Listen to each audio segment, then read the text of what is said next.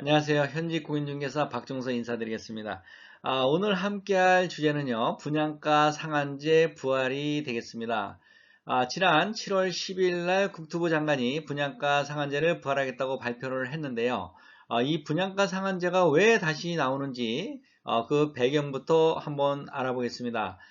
지난 5월부터 서울의 강남을 중심으로 재건축 아파트를 중심으로 굉장히 아파트 값이 오른다는 뉴스가 연일 매일 모든 지면을 도배를 하다시피 발표가 나고 있었습니다. 실제로 호가도 오르고 매매가도 굉장히 올랐습니다. 그렇게 된 이유를 보면 첫 번째 이유가 3기 신도시 발표라 하겠습니다. 경기도에 대규모 아파트를 짓다 보니까 공급 과잉 현상을 예상한 매수자들이 경기도에 폭락할 것을 예상하고 서울에 있는 아파트에 관심을 집중하기 시작했습니다.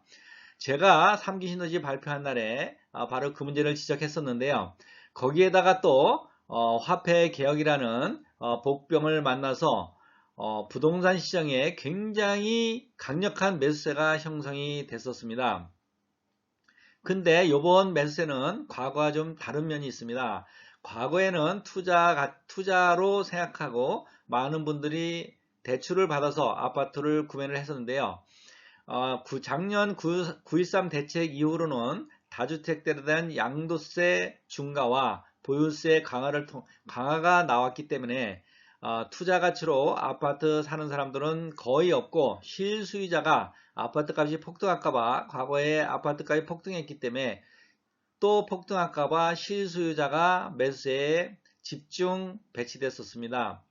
하지만 부자들의 추격 매수세는 없었기 때문에 거래량은 많지가 않았습니다. 연일 신문지상에 서울 아파트값이 오른다고 굉장히 난리가 나자 정부에서는 분양가 규제를 발표를 했었습니다.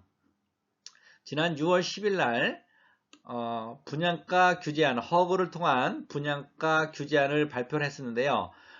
기존에는 주변 아파트 시세 110% 이내에서 분양가를 책정을 하면 허그에서 분양 보정을 해줬었는데 6월 10일 날 발표한 분양가 신규제책에 따르면 주변 분양가 평균 이내로 분양가를 책정하게 했습니다.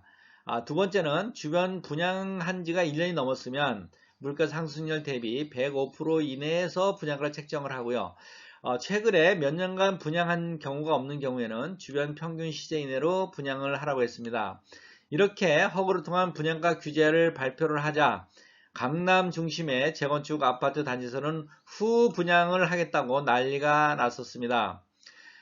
후분양을 하게 되면 분양 보증이 필요가 없기 때문에 분양가를 시 행사에서 재건축 조합에서 자유롭게 설정할 수가 있었습니다. 이에 6월 25일 날 정부에서 다시 후분양도 분양가 규제를 하겠다고 예고를 했었습니다. 그게 바로 분양가 상한제 실시를 염두에 두고 한 발언인데요.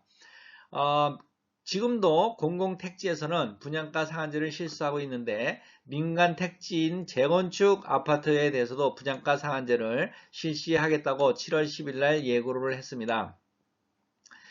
분양가 상한제 부활이라 하면 과거에 언젠가 시행한 적이 있다는 건데요. 그 과거 역사를 보면 2007년 노무현 정부 시절에 분양가 상한제를 실시한 적이 있습니다. 2007년도에 서울 아파트값이 폭등하던 시절입니다. 이때 LTV, DTI가 다 나온 시절인데요. 분양가 상한제를 결정하는 기본 데이터가 토지값하고 건축비하고 건설세의 적정 이윤으로 구성을 해서 요 세 가지 값만 반영을 해서 분양가를 정하는 방식이라 하겠습니다. 이때 중요한 게 토지값은 공시지가로 정한다는 게 논란이 되겠습니다. 지금 서울 재건축 아파트 값을 분양할 때 택지 값을 시세로 하다 보니까 시세보다 높이 책정을 하더라도 그거를 규제할 방법이 없었습니다. 그래서 분양가가 고공행진을 계속해서 5천만 원 가까이 강남 지역의 분양가는 평당 5천만 원 가까이 상승해 왔던 게 사실입니다.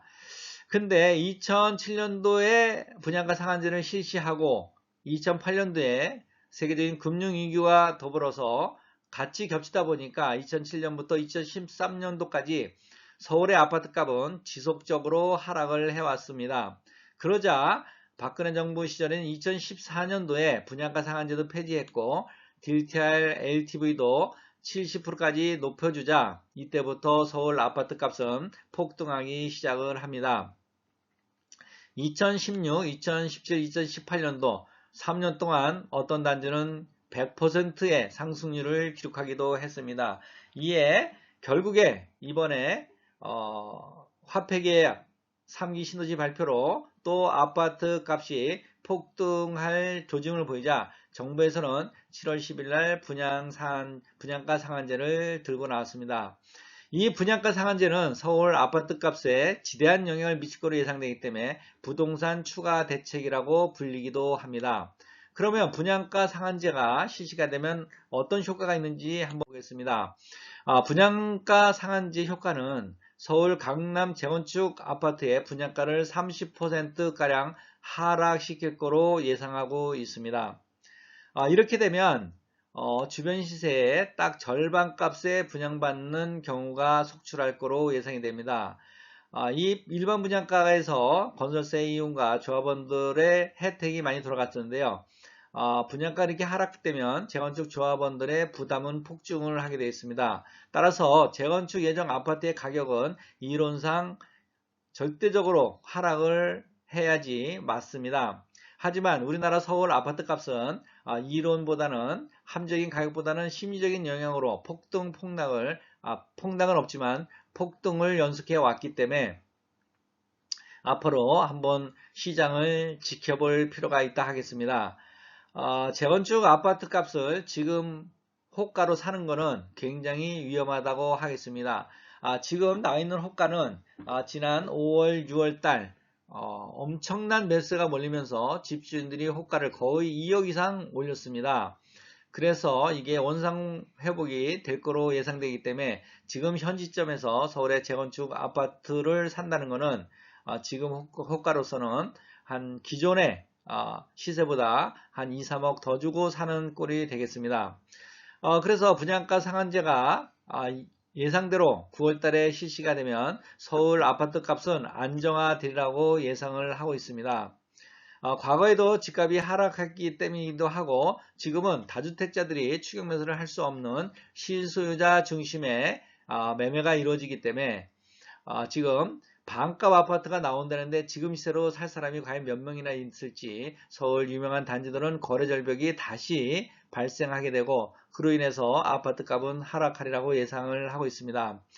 일부는 재건축 아파트 공급이 줄기 때문에 신축 아파트 값이 오를 거라고 예상하는 전문가도 있습니다. 이론상으로 틀린 건 아니지만 심리적으로 아파트 값이 떨어질 거로 예상되는데 그렇게 쉽게 몇십억을 주고 최소한 15 이상을 주고 강남에 있는 아파트를 구입할 수 있는 실수요자는 몇 명이나 있을지 의구심을 주고 저는 개인적으로 서울의 유명 단지들은 아파트 매매 거래 절벽 현상이 다시 오라고 예상을 하고 있습니다.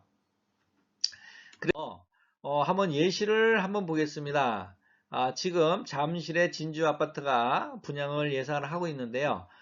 지금 분양가 상한제를 실시하면 평당 2,995만 원이 예상이 되고 있습니다. 그러면 지금 잠실의 리센치의 현재 평당 5,200만 원가량 하고 있습니다. 그렇다면 시세 대비 57%로 분양이 되는 겁니다.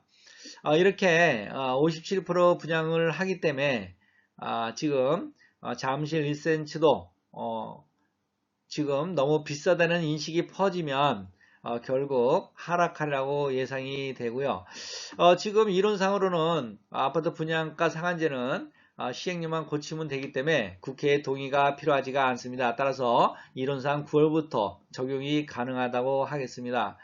사실 이렇게 되면 실소유자 중심으로 재편된 서울의 아파트 매매 시장은 하락할 거로 이론상은 반드시 하락을 해야 됩니다. 저는 개인적으로 함지역인 사람들이 많다고 예상을 하기 때문에 아파트 값이 하락하고 예상하고 있는데요. 일부 전문가들은 또 그렇게 보지 않는 분도 계십니다. 그래서 지금 매수하려고 했던 분들도 한 6개월 정도 텀을 뒀다가 방향성을 지켜보고 매수에 임하는 게 좋겠다고 하겠습니다. 오늘 여기까지 조금이라도 도움이 됐다면 구독, 좋아요 부탁드리면서요. 다음 시간에 더 좋은 자료 가지고 찾아뵙겠습니다. 감사합니다. 좋은 주말 되십시오.